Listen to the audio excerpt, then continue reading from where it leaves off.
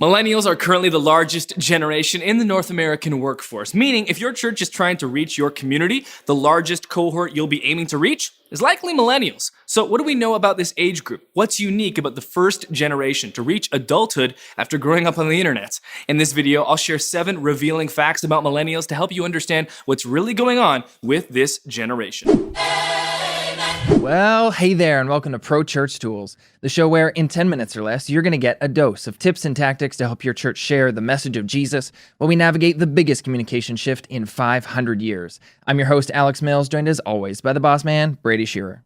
We're living through the biggest communication shift in 500 years, and the generation that gets to grow up throughout that communication shift, Alex, is us. It's the Millennials. Yes, it is. And also Gen Z coming up behind us. We've talked a ton at length about Millennials, what it means for the church, but in this episode of Pro Church Tools, I really wanted to paint a picture of what it's like to be a millennial, because we're the largest group in the North American workforce. The next election, we're going to be the biggest voting group.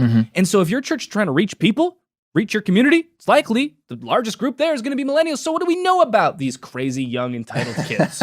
Well, we do say at every episode that this is the biggest communication shift in the last 500 years. And if I was listening to this podcast, I might skip past that when I listen because I say it every week. I say it every day. 10 seconds forward, 10 seconds forward. Right, but it's the truth. And we're trying to figure this out. What does this mean for us as young adults growing up right now? And especially with all the tools that technology provides us, how do we use these, and what's right and what's wrong, and what does this mean for our lives? The implications of this communication shift on this generation are truly monumental. And I think the stats that we're going to chat about today kind of reveal why we've been called entitled, why maybe we've been called lazy. And I think it's just because of what we're trying to work through.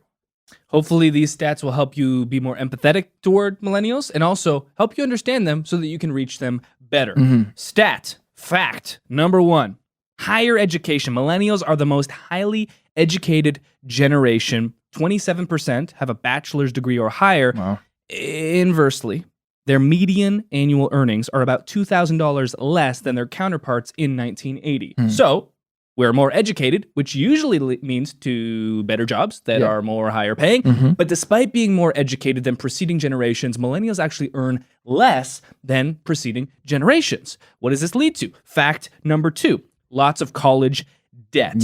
Lots of college degrees means likely lots of college debt. According to information from the Federal Reserve, between 2001 and 2016, the real amount of student debt owed by American households more than tripled from about $340 billion, which is a lot already, to more than $1.3 trillion. Wow.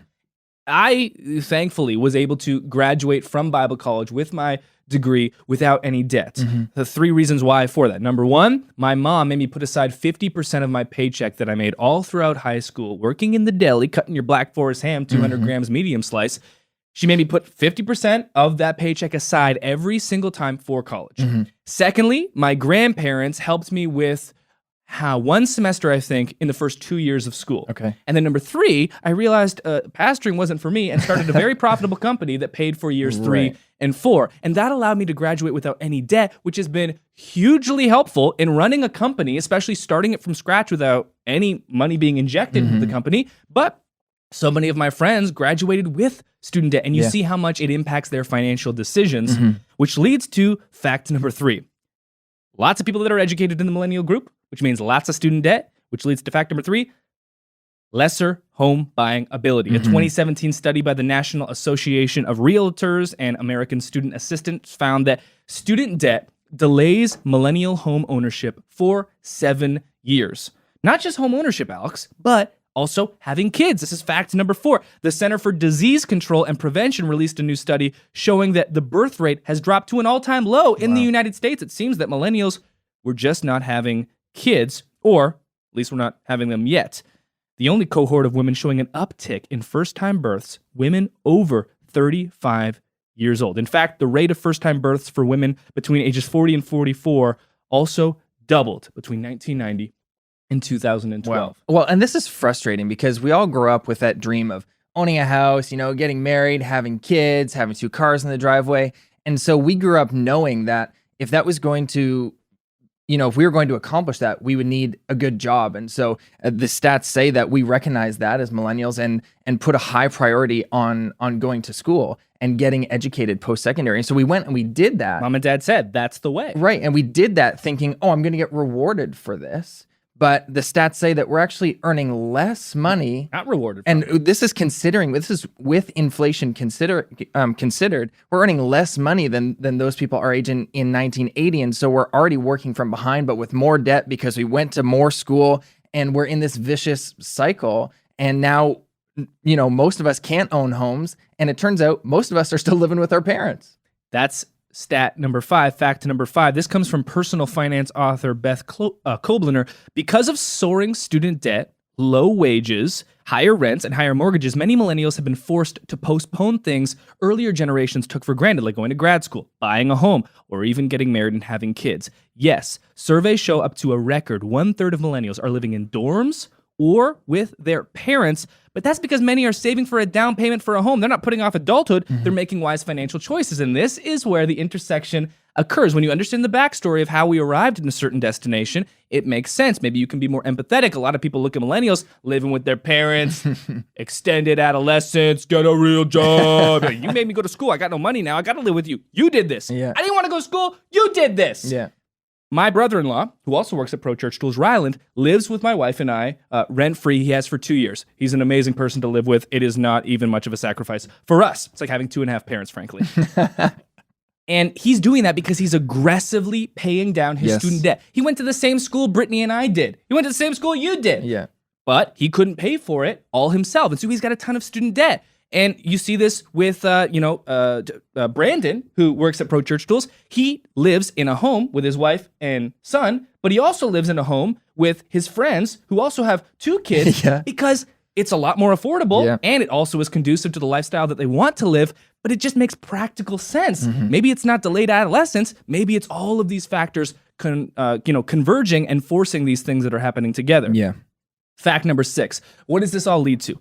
A cloudy future. Millennials are the first generation in a long time that cannot be confident that their own financial future will be better than that of their parents and preceding generations. There is no certainty whatsoever that we are going to be able to do the same things our parents did, and it's not at any fault of our own. Consider stat number 7. According to a study in the journal Archives of Sexual Behavior, younger millennials, especially those born in the 1990s, so that would include both of us, are more than twice as likely to be sexually inactive in their early 20s as Gen X was. And it's not just sex. Millennials are drinking less, doing fewer drugs, committing fewer crimes. We've got the education. We're staying away from the bad things. This was promised. It was all going to work out, and it's not. Yeah. Oh, there's no solution at the end of this podcast. I was kind of hoping that you were gonna shed some good light on the situation, but it seems that this is just where we're at. Yeah, I guess the point is a lot of things have led to this moment, things that are unique to us, but frankly, every generation has their own problems.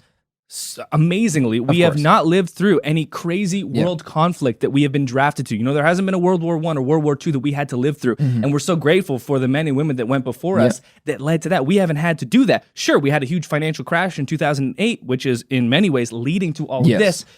The truth is, we all need to be more empathetic with one another. Hopefully, the stats and facts shared throughout this episode paint a picture of why millennials are the way they are and how we've arrived to this destination. And if you want to reach them, it's very important to understand who you're trying to reach and be empathetic towards them and their own plight. That'll do it for this episode of Pro Church Tools. We'll see you next time. Thanks for watching the video. Now subscribe to the channel so you don't miss another video. And after you subscribe to that channel and you start to see all the videos, you need to like all the videos, like this video, that video, that video, that video, all the videos.